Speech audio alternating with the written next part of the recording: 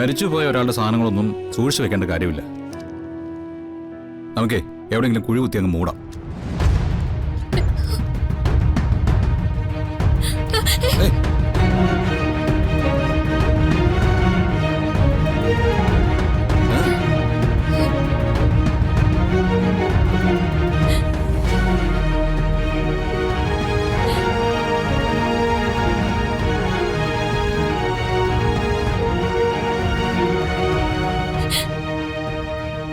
മൂടണ്ട.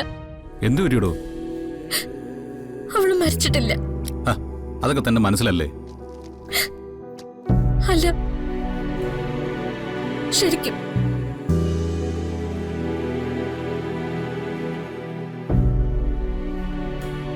അവളെ ചെറിയച്ഛന്റെ അഡ്വക്കേറ്റ് കോടതിയിൽ ഹാജരാക്കി.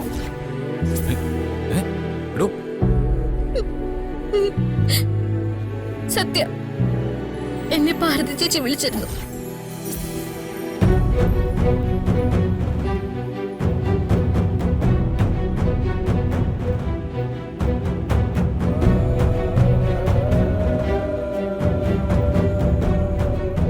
പ്രിയങ്ക മരിച്ചിട്ടില്ല രാധിക, അവൾ ജീവിച്ചിരിപ്പുണ്ട്. മാഡം വെറുതെ പിച്ചുമ്പയും പറയാതെ. വിശ്വസിക്കാൻ പ്രയാസമായിരിക്കും, പക്ഷേ വിശ്വസിച്ചേ പറ്റൂ. പ്രിയങ്ക ജീവിച്ചിരിക്കുന്ന കാര്യം നമുക്കൊന്നും അറിയില്ലെങ്കിലും അറിയാവുന്ന ചിലരുണ്ട്.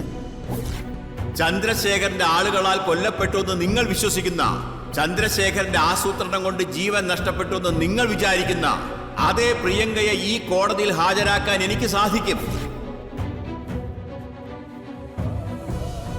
യുവർ ഓണർ, അങ്ങയുടെ സമക്ഷത്തിലേക്ക് ഞാൻ പ്രിയങ്കയെ പ്രസന്റ് ചെയ്യാം.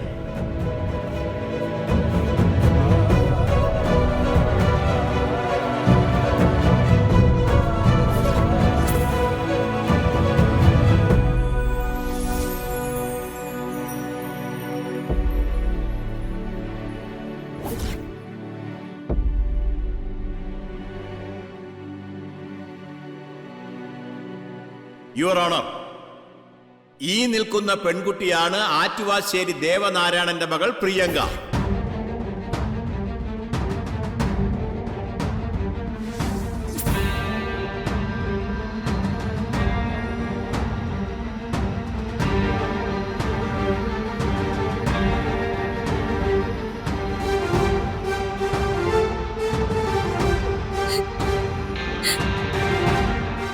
രാധിക,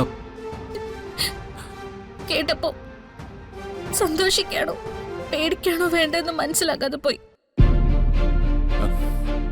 പേടിക്കണം. നമ്മൾ ഇനി കൂടുതൽ പേടിക്കണം.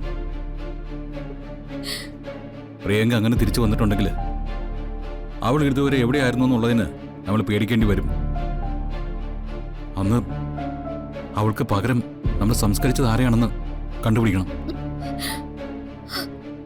അച്ഛനെ അമ്മയെ വിളിച്ചു പറയണ്ടേ? വിളിക്കട്ടെ? വിളിക്കേ. എന്ത് വേണമെന്നുള്ളത് അത് കഴിഞ്ഞിട്ട് നമുക്ക് തീരുമാനിക്കാം.